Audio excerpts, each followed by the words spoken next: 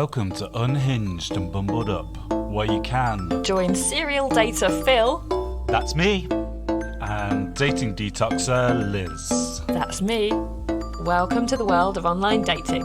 What can you expect in the Unhinged and Bumbled Up podcast? Dating do's, don'ts and disasters. What we and our guests would gladly chuck in the 2020 dating bin to be gone forever. What real people really think about those tricky dating dilemmas. Awesome dating trivia.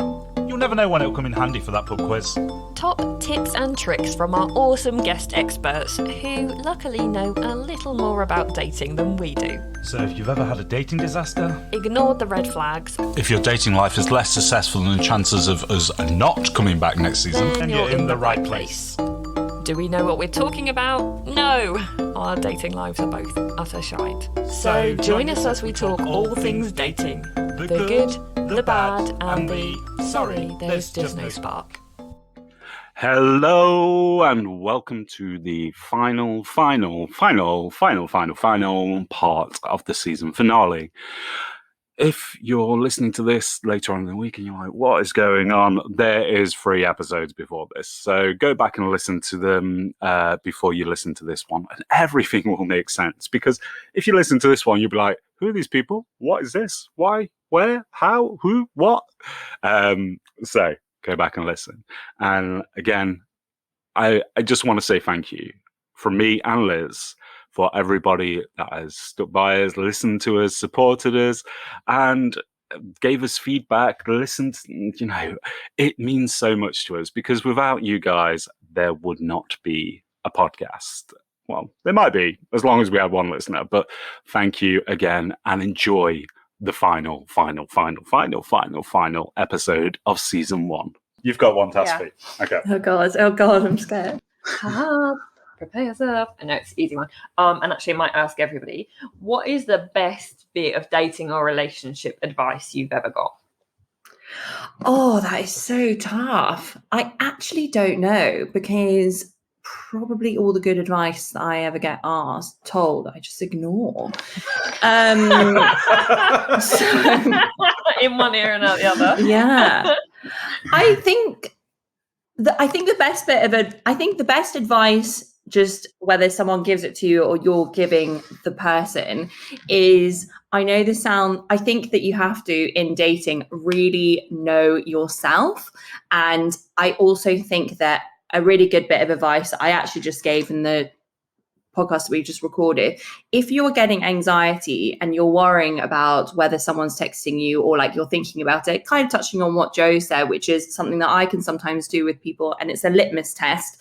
And you're asking the questions, oh, I don't know if he's interested, and you're wondering, or he, she are interested, and you're waiting for their text. Or another thing which I think is a massive red flag is when you send a message but you read the message over and over and over again, and you read it in different tones to yourself, and it almost becomes not how you would usually speak. Therefore, you're not being yourself and the person is not getting your true self.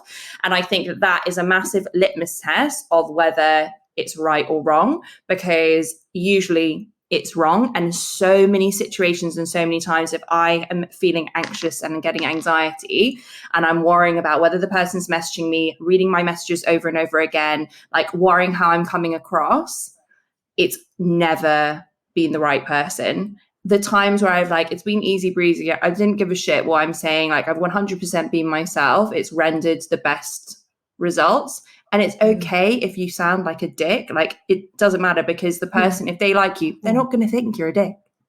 They just won't. Like, and if you can't keep up that level of editing long you can't. It would be exhausting. I double text. I don't care, because I'm like, you need space to be a human as well. 100%. Like, you need space to make a mistake, be a dick. Also, like, fuck off. I'm 35. I'm gonna fucking double text you. If I like you, I'm double texting you. I don't care. I do it all the time. I triple texted this guy the other day, and he didn't give a fuck. And also, like, sometimes a joke needs to be told in 3 parts, motherfucker. If you don't get the comedic pause in these 3 WhatsApp messages, you ain't the one for me. Yeah, sometimes I make, sometimes I'll have to, see something relevant and you want to message them. And also, that's also another tell is, if they haven't replied and you're like, you see something out that's funny and relevant to your conversation, for example, and you're thinking, oh, do you know what? I don't want to text them.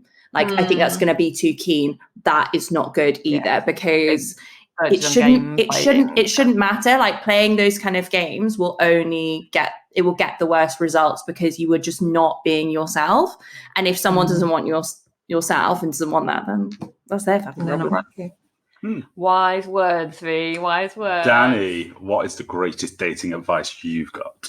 For me, greatest dating advice I ever got was don't take things at just face value. Don't judge a book by its cover. So you can meet someone who's got the world to offer on paper, or they look great, or, you know, very superficial qualities. But if you don't like, so these are the things I look at. If someone's good looking and you settle down with them, their looks are going to fade. Things are going to change. They could be very well off, but they could lose all their money, or I don't know, maybe when you were younger, could have like a really nice car, or I don't, you know, those superficial qualities that really do suck people in. Transient. But realistically, if you don't like what's at the core, you're not going to go the distance. So the best relationship advice I think I ever was given was don't take anything at face value. Don't just judge the book by its cover. See what's actually inside, because what's inside deep down, that's what you're going to be left with for the rest of your life. So make sure before you make that commitment that is what you want. Yeah, and that you actually like them. Yeah, because like they could be pretty, but if you're a pretty asshole, that's going to wear thin pretty fucking quick, to be honest. Fee's got a pretty arsehole. She's got bleaching. I will after 9 days of my anal bleach. There we go. We had to mention the anal bleach. Anyway, Joe, I'm here to keep these things going and not concentrate on Phil. Yeah. Vagina. So I really, really, really like Matthew Hussey for dating advice, and I am very reluctant to take advice from or recommend a white cis het man, but I have consumed hours and hours and hours and hours of his content, and he never disappoints. I've really analysed it, because I'm like, are you really this good, or are you just one of these fucking bro marketers? And he isn't. He actually does know his shit, and there's good substance to it. And one of the best pieces of dating advice I've ever heard is from him. And he says, and I hope I'm not going to butcher this, I should fucking know it. I've heard it and say it enough times. Re-listen to that podcast over and over again. But it is invest in a person at the level that they are investing in you. Don't invest at the level that you like them. That's what we tend to do. We like a person, we decide how much we like them, and if we are people pleasers and codependents, usually it's a lot in a very short space of time. We invest at that very high level, and we're not actually paying attention to how much that person is investing energetically back into us. And we should invest, we should match their level. They give a little bit, we give a little bit. They give a bit, we give a bit. Instead of like, I like you, I'm going to give you everything. And like, oh, then you ghost me a week later. Cool. Yeah. I honestly feel like I feel like Joe's like reached into my brain and just like is reading what's going on. I feel like I've had like a therapy session as well, just mixed in with it. I have heard that advice as well. I've heard it and ignored it, obviously. But I have heard it, like all amazing advice. But I did hear it, and I remember thinking that was a really good way of putting it, because it's so true. Like I do it all the time. Liz? Can I have a minute to think? Can you have a minute? What about you, Phil? Why didn't you answer that question? Yeah. What about me? Yeah, Phil. I feel like you're bullying us lot. I'm not bullying anyone. I'm just Phil's pointing in the right harem. direction. I think my greatest dating advice: block, delete, move on. There we go. Oh, yeah. From la la la. Let me explain. Block, delete, move on. You know. Yeah.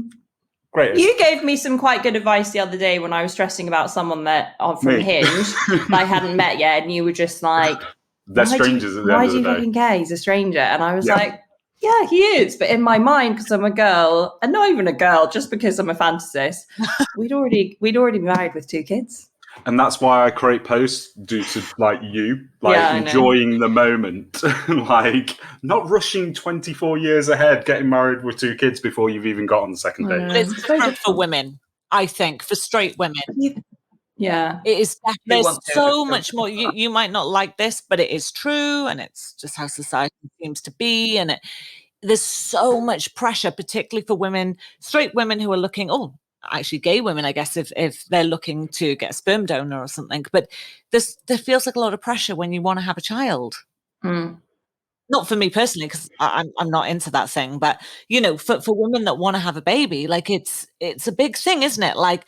You got to, biology says, unfortunately, you do kind of have to be of a certain age, and it is what it is. So that's where I think that pressure comes. So as Yeah, women, but wouldn't you rather have it with the right person? Huh? The right person rather than fantasizing it with the wrong person. Yeah. And this I is don't the think thing, people even rushing with realise the wrong But person. yeah, we don't know at the time. That's the thing. We Who's the think, right oh, person. they're great. And I don't think people realize that they're rushing and fantasizing though. And I actually would say that it is very much a way that women are socialized. And I think it's more to do with the fact that we're socialized to that our relationship status is so much of our self-worth and how society views us, but also like women are socialized to be codependent, which is super convenient for me because it means that there's loads of you've got work for life. That's why she's going to be a millionaire by this time next year.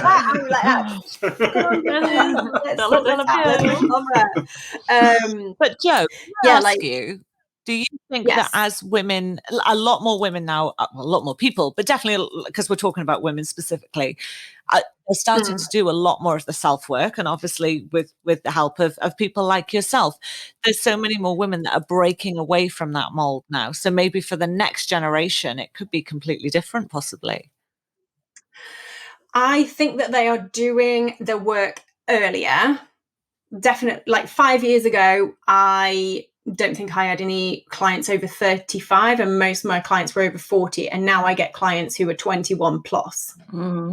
I get women who come into me in their like early 20s. So I think that but the thing with the codependency is, and obviously like not all women are codependent, but the issue with our society is that codependent traits are highly praised in our society. So that like fantasizing and that rushing that we do, that's why there's the myth of the U-Haul lesbian, or not the myth, or like the concept, the joke of the U-Haul lesbian, right? What's the U-Haul lesbian? Put two women together and that's like fucking turbocharge it, right? A U-Haul lesbian is when Phil's laughing at me. The joke is that they like they've got a dog. What does a lesbian in like 2 months? Yeah. So the joke is, what does a lesbian bring to the second date? A U-Haul van, which is like a moving van. Oh, right. Okay, got it. Yeah, 100%. I think it's a Leah Delaria joke, isn't it? Yeah, and there is, and like my gay friends will tell me, yes, that is true. Like lesbian couples do, and like obviously broad strokes, but lesbian couples do tend to move much more quickly. And I think that's the reason is like, we'll put two people who've been socialized to put so much of their self-worth in being validated together.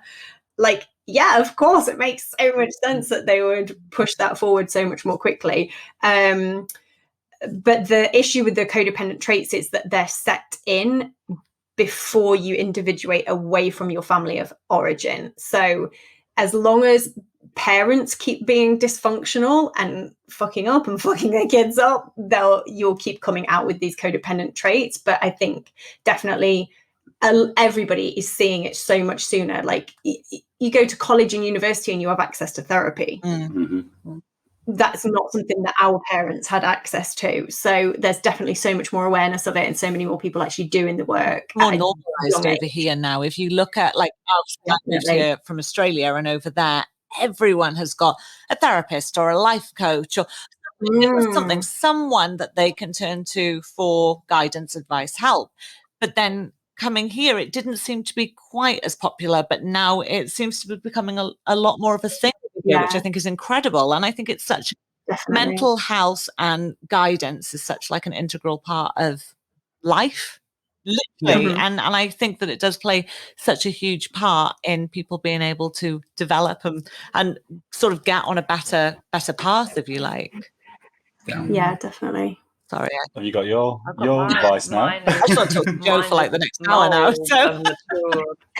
So I don't know if I can articulate it very well. This might just come out as like a brain dump. Yeah. Go for it. So when we talk about relationships and dating, quite often we talk about head and heart, right? And the battle between your head and your heart, like, i.e., your head is like facts and what you know and what you think in it from a rational perspective, and your heart is like your feelings, right? Your emotion.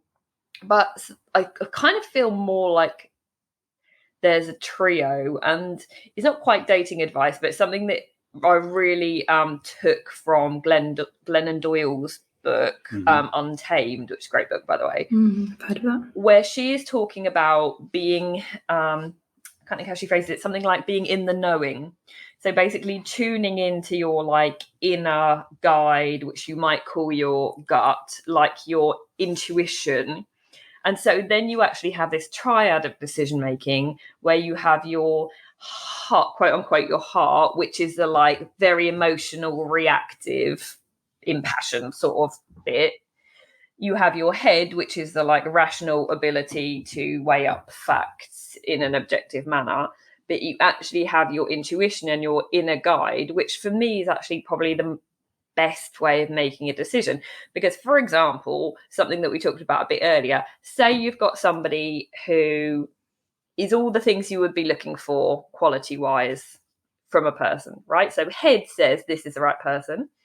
You have a lot of warmth and affection for them. And so your heart is like, yes, they make me feel warm and squishy. But there's usually, in a lot of situations, you have this funny little gut rumbling where you're like, oh, I feel a bit odd about this, but I don't know why I feel odd about it. And then you try and work through it with your rational head, and you're like, well, there's no rational reason why I feel odd about it. You try and work through it with your heart, and you're like, well, no, I really like them, and I feel warm and fluffy when I see them. What is it that I feel uneasy about? But actually, when you get into your intuition or your inner guide or whatever you want to call it, your gut, your instinct, something is telling you that something is wrong. And my whole life, when I look retrospectively on something, even though I couldn't admit it to myself or other people necessarily at the time, I have always known when something wasn't right, and I've always known when something's off, or because I feel it in my body, and you have this intuitive sense that something is not working, but then you rationalize yourself out of it. Like, that's how I ended up getting married. I knew that I should not fucking get married before I got married, because my intuition was screaming, don't fucking get married, you idiot. But in my head, I was like, well, this is a nice person and everything's paid for, so I should. In my heart, I was like, oh, I feel so guilty about disappointing everyone. And like, I sort of feel a sense of loyalty. And so in that setting, your head and your heart don't help you because they're both dickheads. And actually, you have to get into your intuition. Yeah. Yeah, that so makes sense. My best dating advice Listen is to your gut. listen to your gut, because your head and your heart are dickheads. Yeah. Okay. Bill, do you think men have gut instinct? Because Yes. no, because Okay, I'll let you finish. me and my best friend, we always say it like it's gut instinct, and her husband is always like, there's no such thing, and we're like, there is. And I'm like, is this just a guy thing? Do guys not believe in gut instinct, and it's just us girls, or Guys is it just definitely him? have gut instincts. huh? Guys have gut instincts. We do. Do you listen to them, or do you ignore them like we all do? Sorry, I'm speaking in general, Joe. And I mean, I know. I I think know. Joe listen. now I tend to listen. Like, if you'd have asked me a year ago, I'd have just gone, year plus ago, I'd have just gone, oh, no, I've just, upset stomach. right. Just need to go sit on the toilet for sorry. We're on to poop again. Right. The 2020 bin.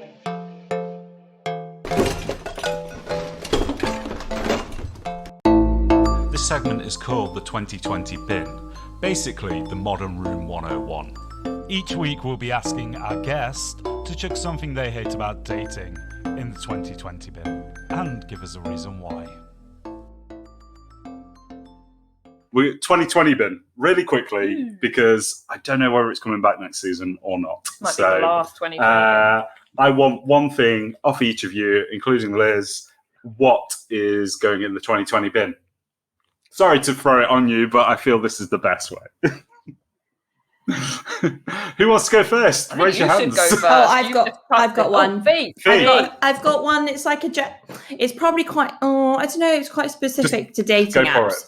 Chuck But it in. it's. I heard when you had Abby's Got Dating on, she actually had the one that I would have picked, which is, for me, it does matter because I like a tall guy. But when they go, it's 6'1", as if that matters. Like, yes, it fucking does matter to me, but it might not matter to someone else. Sorry.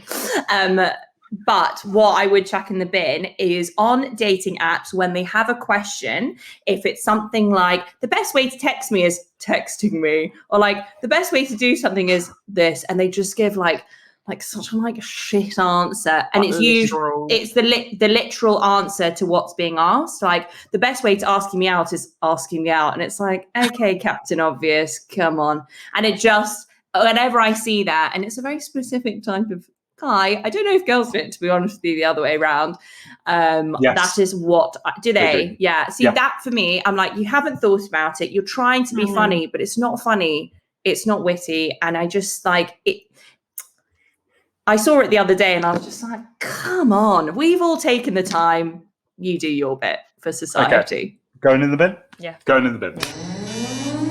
Danny, your I'm turn. not Go. going next. Joe and Liz are going next. I'm still thinking. Oh. Can you hold on this far away? I think Liz is still thinking as well. No, I've got one. No, Liz. I've got one too. You Well, go I'm if you gonna- want, Liz. I'm going to try and not go off on a Liz rant. Yeah, short, sweet. Going in the bin, please, is the traditional models of relationships, which we have mostly been taught since we were little, which is man plus woman, fall in love, move in together, get engaged, get married, have some babies, fucking probably hate each other for the rest of their lives. I just feel like it's 2021, we are just not there anymore. Unfortunately, we've all been socialized that is what is normal. And so it's very hard to break out of that. And I think what is really helpful is actually examining if that's what you actually want.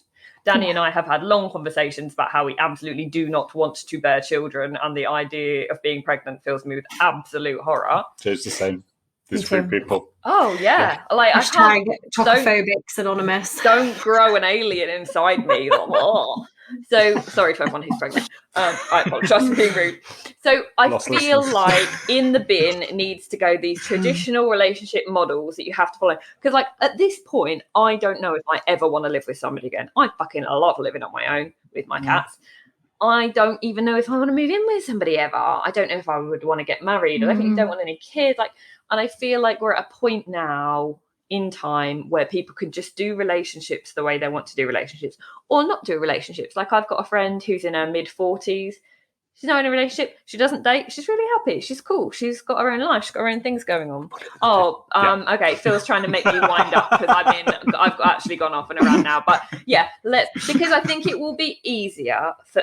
This is my point. I think it will be easier to be authentic about who they are and what they want when we properly reject those traditional norms. Because for people who are non-binary, for people who are LGBTQIA+, it's very hard to be open about that because it feels like it's like against what you've been conditioned. Like I've been talking more openly recently about the fact that I definitely don't just like men. How is it that I've got to 35 before I feel like I can say that out loud? And so much of it is conditioning that, of course, I would meet a man and of course I would be with a man because that's just how things are. And it didn't help that I grew up in the church, which makes that much worse.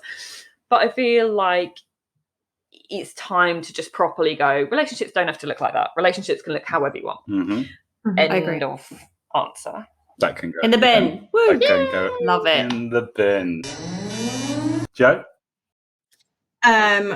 So mine is inspired by Fee's answer, and it is very specific. Very specific. So I want to put in the bin the answer to I quote too much from, and the answer is The Office. Friends. Peep Show. What? Oh yeah. Okay? So Two reasons. many peep shows. 2 reasons. TV shows as a personality trait, Boring. fuck off. Get a life. Also, okay, 3 reasons. Stop ruining Peep Show. Peep Show was good, but straight men on dating apps have ruined Peep Show. Yeah. fuck off. And 3, if one more fucking person says to me, are you a life coach like Jez off of Peep Show? I'm literally going to fucking hunt them down and stab them in the eye with a butter knife. Just arrange a date so you can do that. Just Yeah. I'm not even going to arrange a date. I'm just going to find them. I'm going to track, like, oh God, I'm like, oh, it's so fucking bad. It's like, no, I just write life coach because I know you don't know what codependency means. So I'm trying to make it easy for you. Don't be a twat about it. Don't compare me to somebody who got a certificate off of Groupon on a fake telly show. Like, it's just, you know what? It's just not a great starting line. And don't ruin a great TV show. Because the fact that I know that you all love Peep Show so much that you're trying to make it your personality on a dating app makes me think it's shit. And it isn't. Don't ruin Peep Show for everybody. So Peep Show, for me, what I noticed was Peep Show, The Office and Anchorman. Friends. Yeah. That's one Is it for girls? that that's one that women use a lot. They put I quote can from imagine that one. Friends, and I was like, Brooklyn Nine-Nine is also another Yeah. one that people like to quote from. yeah, going in the bin, going Very in the bin. similar shows, yeah. Name of my sex tape, which is quite funny, and I do say that. I would not make it my fucking personality on a dating app.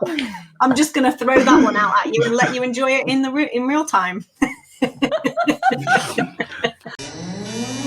Bill. Danny. Okay, for me, going in the 2020 bin would have to be people seeing divorce as failure, because I think Yes.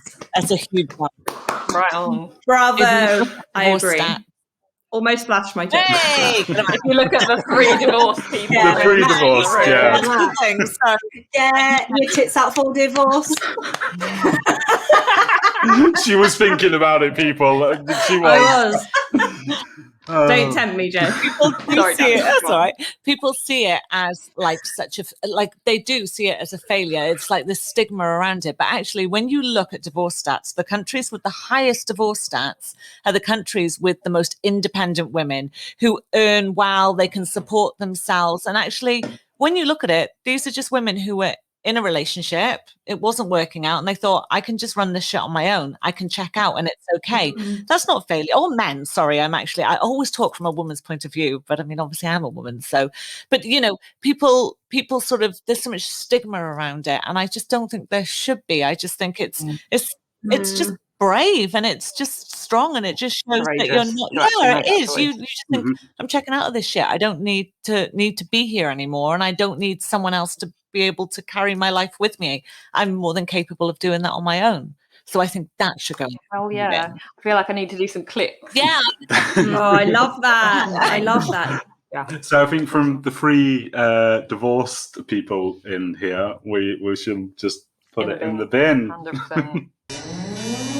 Yeah. Bill, 2020 bin. 2020 bin. Well, since it's the last one and it's the last thing, I just want to put like society in the bin, if that's okay, because fuck society. Fuck the patriarchy. Just put it all in the fucking bin. Yes. Close the lid. Start again. What about that shaver that nicked your balls? Are you going to put that in? That went in the bin a long time ago. The literal bin. That was like 2017 bin. That was yeah. So yeah, that was the last episode, last part of 2020 bin.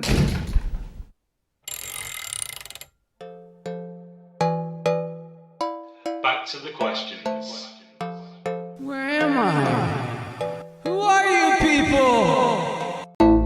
This is the final instalment of guest questions, so sit back, relax, and find out what else we've got to ask.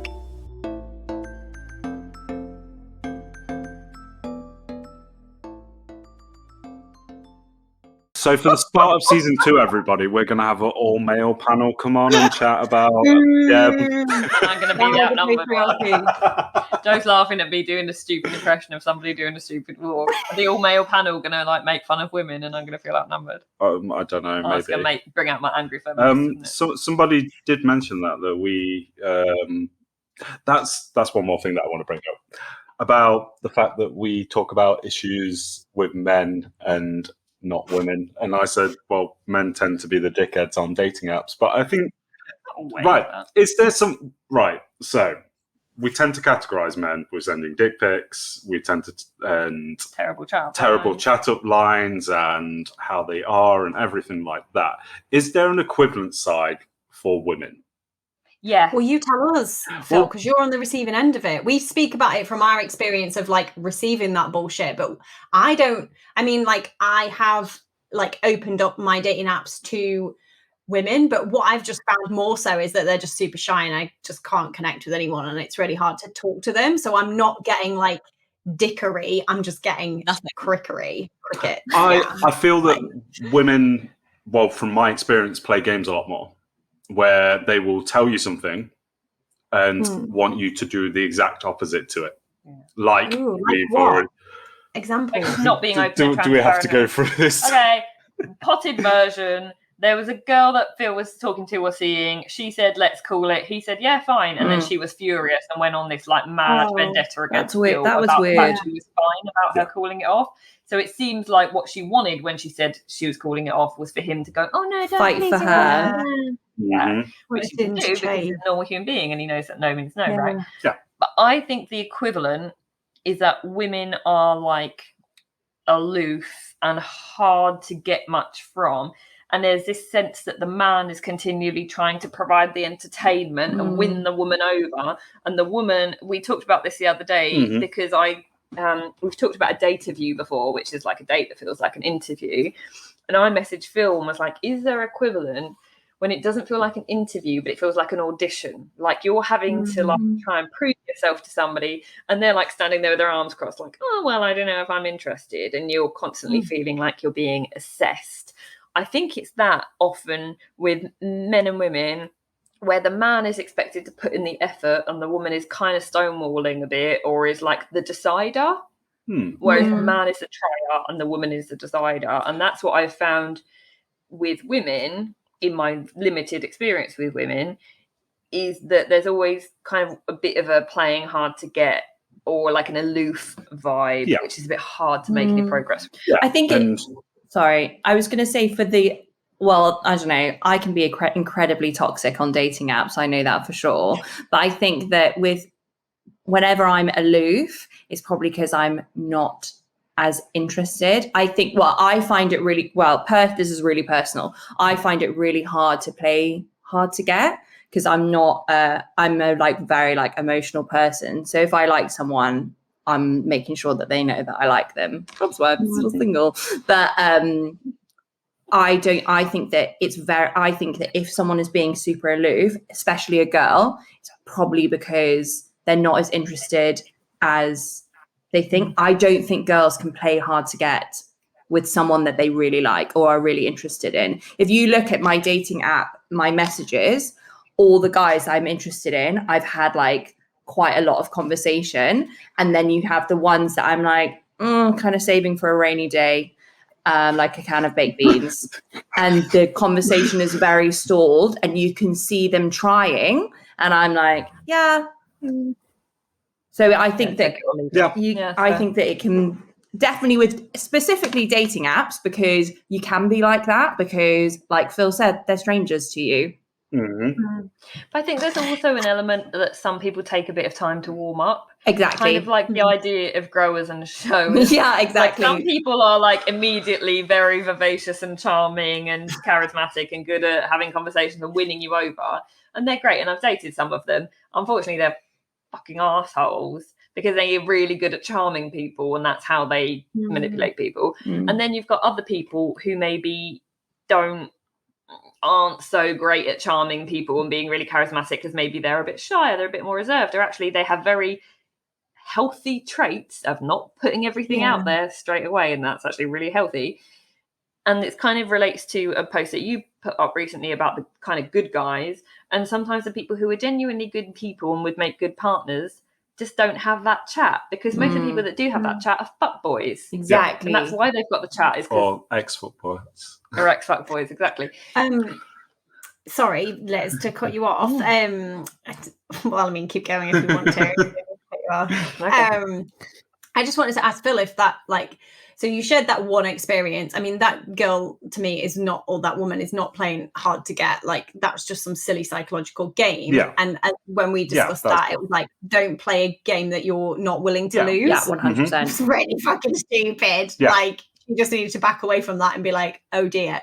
But is that a common experience that you have, or was that just like one I've had it off-the-wall person? 2, 3, 4 times maybe in the past. That kind of experience where somebody says something and then all of a sudden they expect an answer off me, and I've gone, okay, that's fine. Whatever you say, I completely respect your decision. And they've all already gone like, oh, well, can't we be friends? Can't we do this? And like they're almost trying to win back and come back into the situation of dating. Yeah, and it shows how used to dysfunctional relationships people are, that they expect it to play out a certain way. And when it doesn't, they then try and create a dysfunctional situation by trying to like win you back. Maybe that's something that they're more used to. Oh man, it's just so fucked up, isn't it? I think that's very normal. I think that, I mean, definitely all the times I'm like the queen of the resurrection. Like whenever like I end something with someone, they will always come back. I can almost time it to the day that they're going to come back.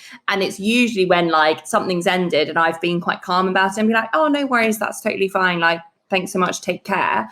And they haven't had the reaction that they probably thought they were going to have. And it makes them think, what? And I think it's for both ways, men and women, that it can happen. And I will always make sure that my reaction is, yeah, no worries. And then I'll like shut the phone down and be like, oh my God, why does no one love me? Okay, see, I don't do that. I was a bit like, I said to Liz, I was like, you genuinely screenshot didn't these messages care. I would be like, and sent them over to her like, we got to call a lawyer. I mean, we nearly had to call our lawyer, to be fair. what's the time, honestly? We might still. Final thoughts.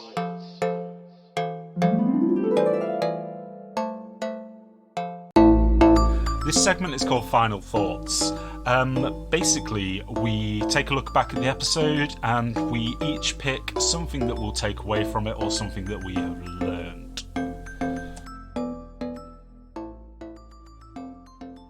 Right. Instead of final thoughts, we're just going to ask what your favourite episode was and favourite moment. Oh, I've got. Okay. Fee, you first. I'm going to be really bad, and I actually don't know which one it is. I can't tell you the number. Tell me what it is, but and I will tell you. But it was one of your earlier ones, and I think it was named Baggage. What the actual fuck is baggage? What the actual fuck is baggage? 3. Episode 3. It was early on. Yep. I loved that episode because it was just you guys, and I felt I learned a lot because I've never had a problem with a guy I'm speaking to having kids or divorce or anything like that. Like it's never been an issue for me, but I know that a lot of people that are dating can have issues with it. And the way you explained it about that it's not baggage, it's a life experience, I've really taken that on, and I've really it really struck a chord with me because I agreed with you so much about it, and I thought it was such a beautiful episode. And I think that because I'm in my 30s, you meet people that have had so much more life experience now. And I think that everyone needs to listen to that episode if they are starting to date in their 30s, because we need to be more accepting, like what Danny said, chucking divorce in the bin as a failure, because it just is not at all. Yeah. Thank you. Who wants to go next? I was just looking at the name of it. Yep. I really liked another one that was just the two of you. Fix Up, Look Sharp, Who Pays the Bill, Where Do We Go, Dating Etiquette. It was just such a good conversation, and there were so many great points brought up, and like I think so many of those like little things that are assumed because of like these heteronormative ideas that we have of relationships or that have been pushed on us, when actually that's maybe not how we really feel, or that's not really what make people feel comfortable. And like really just like loved both of your views on like dating etiquette. And I was like, oh, it's such a refreshing conversation to have instead of these assumed ideas about what dating looks like. Thank you, Danny. You know which one it is for me all day long, because it just made my ex not seem anywhere near as unreasonable anymore, and it had to be the nose hair. So I'm just trying to look now. Know your worth. Know your And worth. also, you messaged me saying about when Liz hit the nail on the head about, what was it? You voice I've had a noted me couple of about. glasses of wine. Well, I've had like nearly a bottle of wine now. So my So basically, Liz hit the nail on the head what was it, when though? What did Liz say? Because I liked it. I know that. I've said many Liz clever has said things. many. She does Yes. often hit the nail on the head. I do often think There we that. go. What was it? Um, Because I want to know so that I can, take my own advice. Right, what was your favourite? And then I'll think about this. What was my favourite? That's going to drive me mad now. I think the Know Your Worth. No, it's a tie up for me between the Know Your Worth episode and the dating etiquette one. Because you know what? I love having guests. Like, I really love having guests because I love how each of our guests brings something new and unique and a new perspective of looking at things. Like that episode we did with Joe just blew my mind. I was like, oh my God, I feel so called out. And we love having guests, but I think there is something, particularly because we just started this podcast together 3 months ago. It's still really new. Before we started the podcast, we didn't know each other at all. Like literally before you interviewed me in episode 1, we didn't know each other. We were strangers. That story before that. Oh, yeah. Look at Liz's blog. So I feel like the episodes that we have recorded just together, where we've really kind of gone into a topic in depth, have really helped me get to know you as a co-host and actually as a really good friend, because I'm just really interested in hearing your opinions about things. Yeah. I don't want to sound all like gushy and make things awkward, but actually I really value hearing what you think about things, and I really value sometimes you challenge your viewpoint or you challenge some assumptions I have, or you give me a new way of looking at something and I'm like, oh yeah, that's really smart. And we do that with each other now in like normal life. We'll voice note each other or sense check something or be like, hey, this is going on, what do you think? And I feel like the episodes that we recorded together have been the real sort of glue or the real mechanisms which have helped us get to know each other in that way. You get a bit emotional. Little bit. Tiny bit emotional. Might be the tequila and lemonade. Could be the tequila. Could be the tequila. What's yours? Mine. The episode about mental health. Because that was it good. really hard to record. Yeah. And I had to do it on my own. But the amount of messages that I got after that from people just saying, do you know what? Like, I've been through it. Thank you for this. This has really helped. And the fact that, we got Wayne on because he hasn't had a mention this episode. Hi, he needs one. And yeah, I think we both opened up about our mental health on there, and Very it fucking just- vulnerable. yeah, it just showed everybody that listened that listen, we may be on like your freaking phone or your car radio or whatever, but we are two normal people that live through normal shit all the time. And yeah, we've had experiences, and do you know what? We've grown from it. And yeah, that's the thing, like 3 months on, and how different we probably are from when we started. How sexy is a vulnerable man, though? There's nothing Tell me about sexier.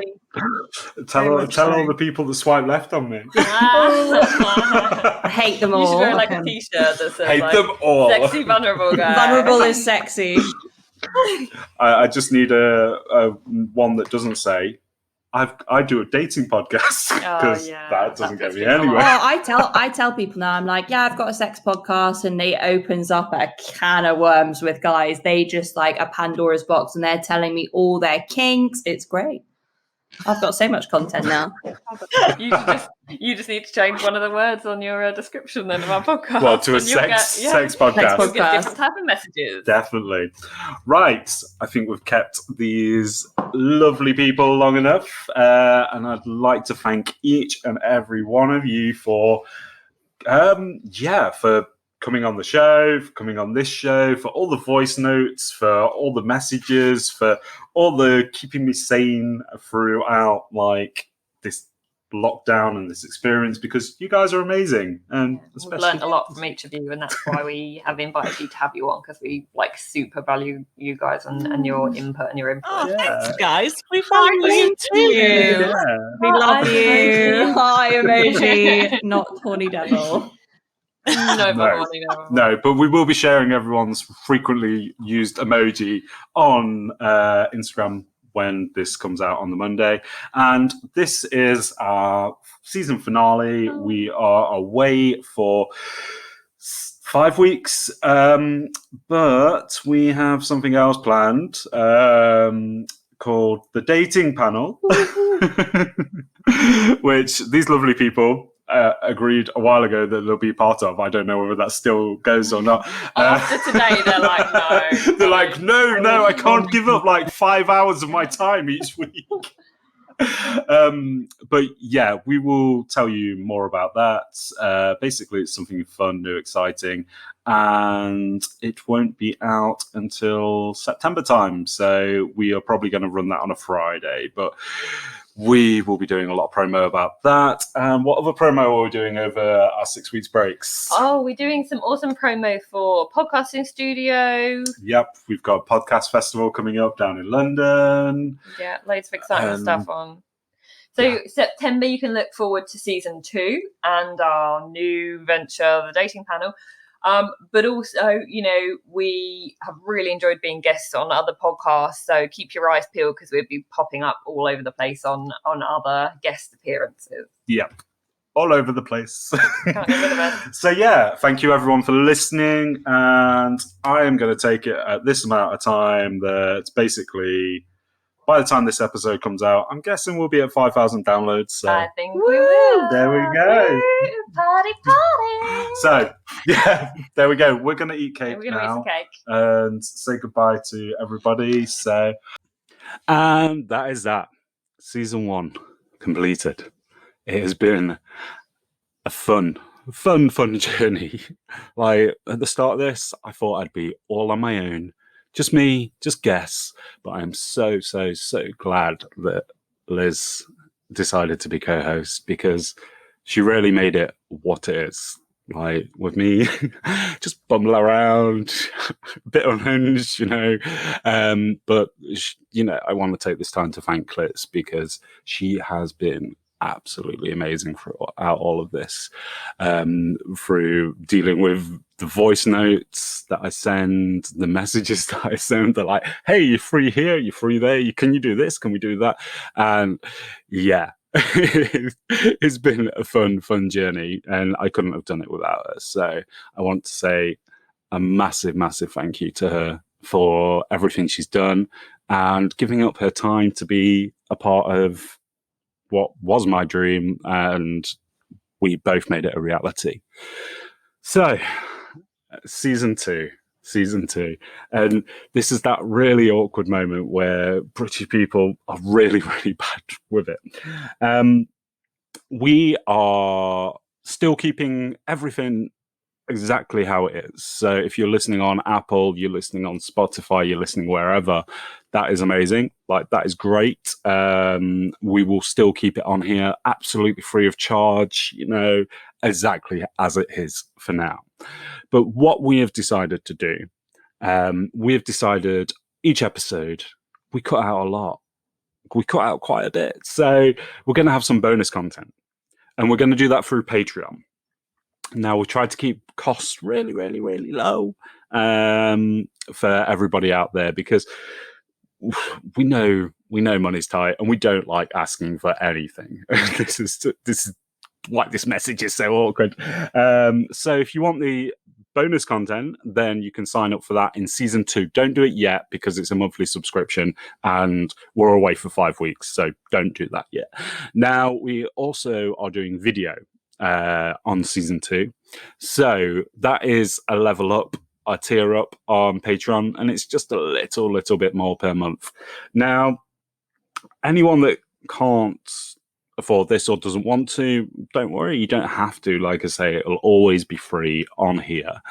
But if you want to show your support, we have set up a Buy Me a Coffee.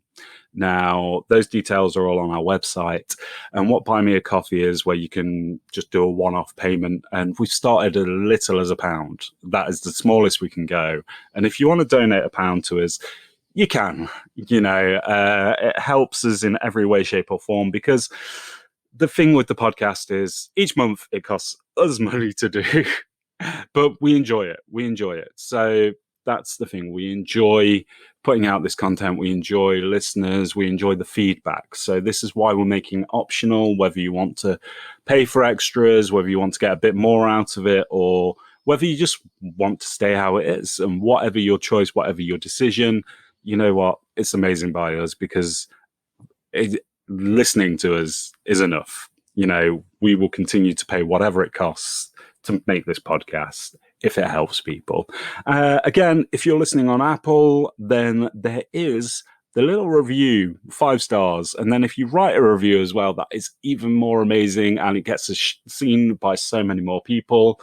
If you think somebody that you know would like this podcast, or if you've really enjoyed it, just pass it around, let a few people know about it, because they've got a lot of catching up to do over this off season.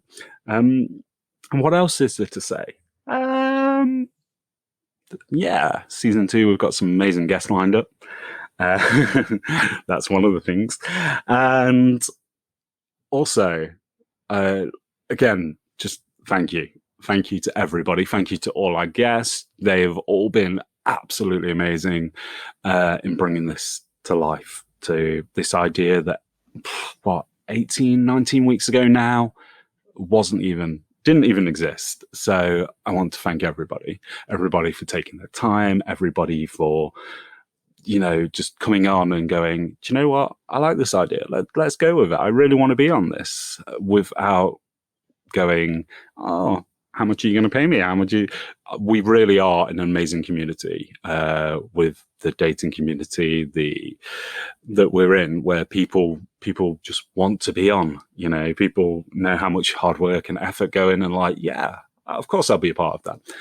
And anyway, I thought for the final bit, we would get a special goodbye from someone whom, yeah, I love with all of my heart.